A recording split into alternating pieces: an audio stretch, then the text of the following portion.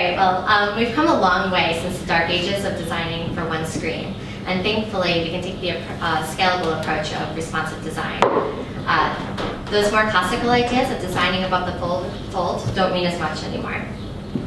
So what is responsive design? It suggests that the design and development should respond to the user's behavior and environment based on screen size, platform, and orientation. It uses a mix of flexible grids and layouts, images, and intelligent use of media queries. It's basically the one website fits all scenario. Okay, so why is everyone talking about responsive design? A higher percentage of Australians have smartphones than users in the United States and Britain. Studies have shown in the last year alone that the number of users with smartphones have doubled, bringing the number to 8.5 million people in Australia. And over half of those people are making purchases through their mobile and tablet devices.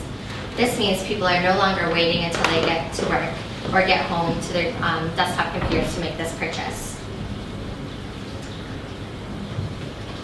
So how are users moving between devices?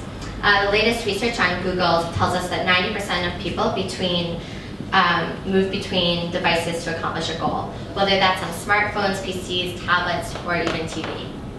The three most common ways a user moves between devices is one, to search again on a second device, two, to directly navigate to the destination site, and three, via email, and that is to send themselves a link to revisit later. So imagine this, you're at your computer at work and you see something that you want to buy. So you send yourself a link. You commute home on the tram, you look at it on your mobile phone. You may end up just sitting in front of the TV and pulling out your tablet device, and you purchase it there.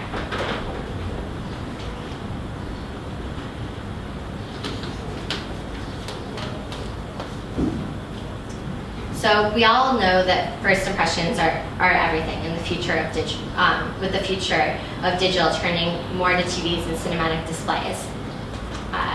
Case in point, we need to consider large screens as well as some small mobile screens. The old standard was to design for 1024 screens, but for those looking at larger screens like this one, there's a whole ocean swimming around your design. So imagine that your design is just sitting in the center here and you have all this white space on the sides. The advantages of designing with a responsive fluid grid is that it allows for large, flexible screen imagery, which is closer to the magazine experience and takes full use of your technology. It also allows for larger typography, which means an increase in readability on the web and scannability. So you're able to get your points across quicker. It also helps creates more space between your page content, and ultimately a more modern and clean design. So I have a couple examples. You have to do it on that screen.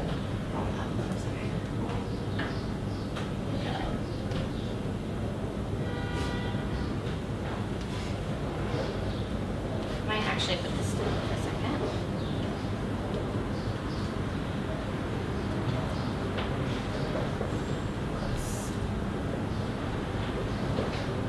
So Sneaker Freaker is a site that we designed at Flint, an editorial site. It's CMS managed, and it's on an 1140 grid. And it actually, you can see how it collapses down. It has the same United brand experience.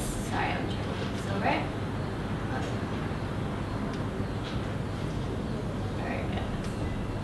There we go. And this is what it might look like on a mobile device. So you have the same brand experience, but it has the content in priority and cascading down the page. So on smaller monitors, it becomes fluid and adapts to the width of the browser. But at a certain point, it actually uses those media queries that I talked about earlier to serve out the mobile version, which essentially stacks all the columns on top of each other, and the flow of information still makes sense. Another site, this one, is Indochino, which is a suit and tailoring company in the United States.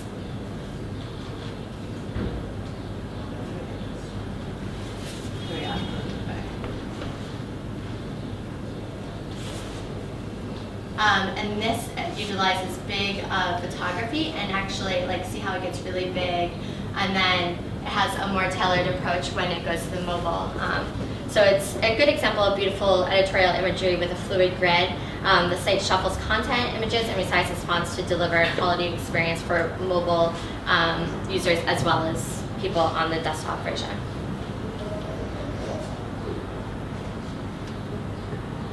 Okay. So the benefits. Just to reiterate, the foremost benefit of a responsive design is its flexibility to adapt to different screen sizes. Your website is easily accessible on all types of devices and looks pixel perfect no matter where you're looking at it. Second thing is it's easy to maintain. So this is really important for people managing their websites. When you need to update the site, website administrators have to update only one platform, and you have only one set of content to manage. This saves you precious time and money. Another thing is better SEO. So Google loves responsive sites. This is more beneficial from an SEO perspective because of the hierarchy of content, the content itself, and as well as the URL structure. Mobile optimized sites have to be indexed separately, while responsive sites present a unified front for the brand.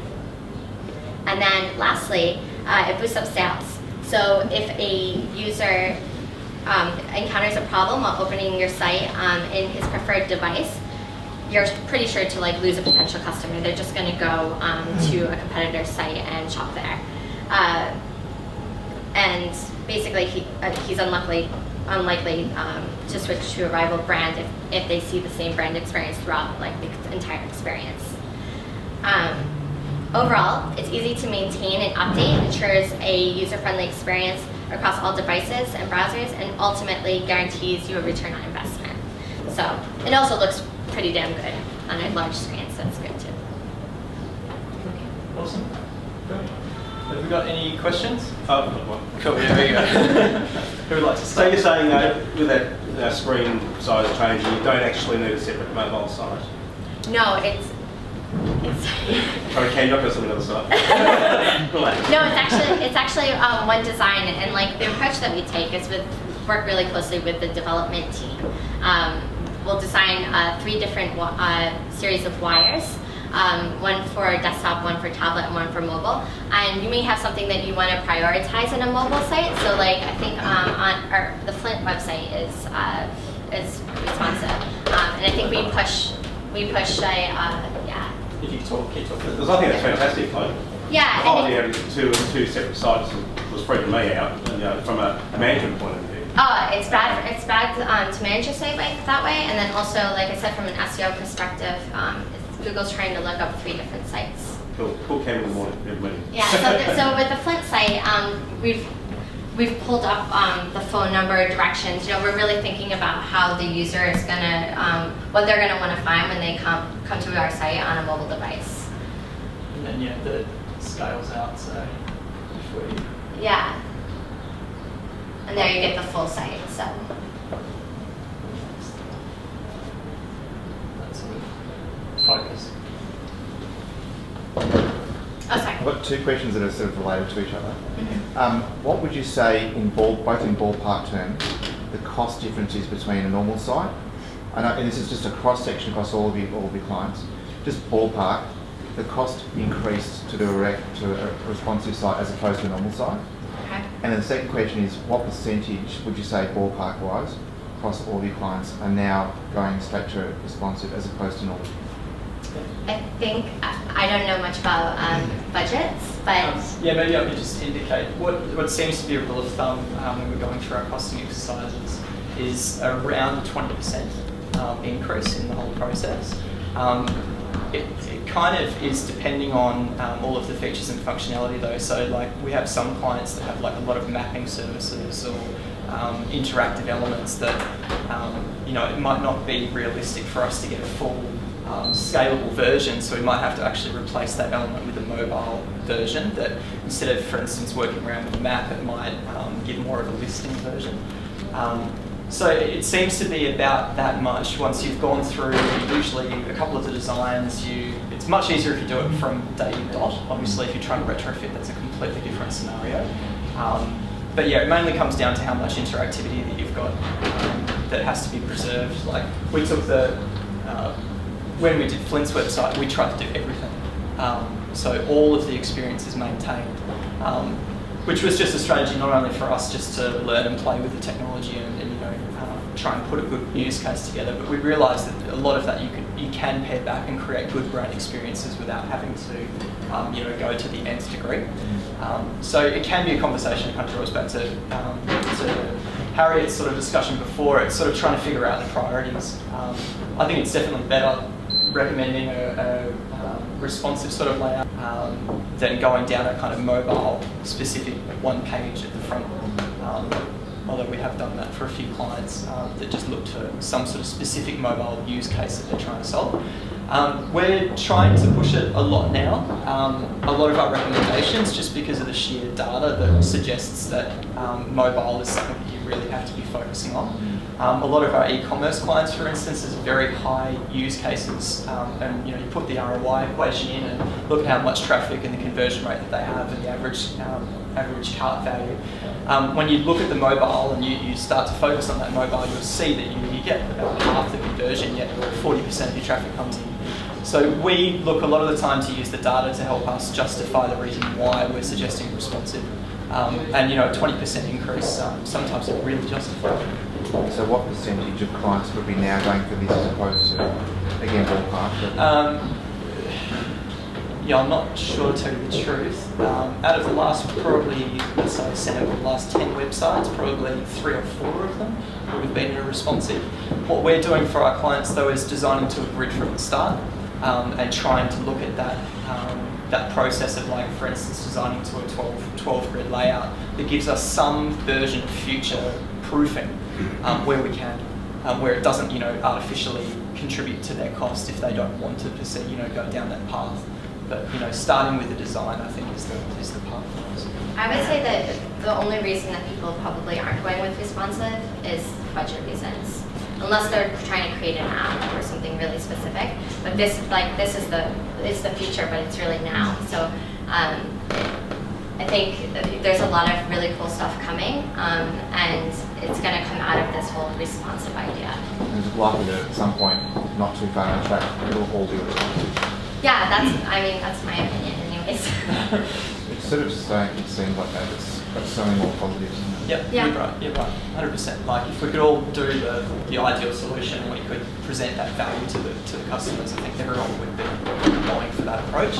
Part of the problem that we have is the articulation and justification for, let's say, if you're working with an e-commerce, it's very easy because the data is very, you can pull up statistics and make a business case on the spot. If you're doing, leading to more leads or, a service-based website or whichever, developing ROI models that justify it can be a little bit foreign for everyone. So we're pushing more data as much as we can with our clients and trying to focus on mobile just because it's such a majority of the use cases for your website now. Just to add to what Cam said, I guess we can kind of customize as much as the analytics require. So if the data is telling us that the majority of your customers are looking at a tablet view of your site, then we should consider tablet as the predominant breakpoint and perhaps even design outwards from tablet. So start with tablet, then design for desktop, then design for mobile. However, I guess we can tailor the solution depending on what the data is telling us. So like I kind of said in my presentation, I guess it really depends on what your budget is. We can kind of retrofit to that and what ROI you're trying to achieve.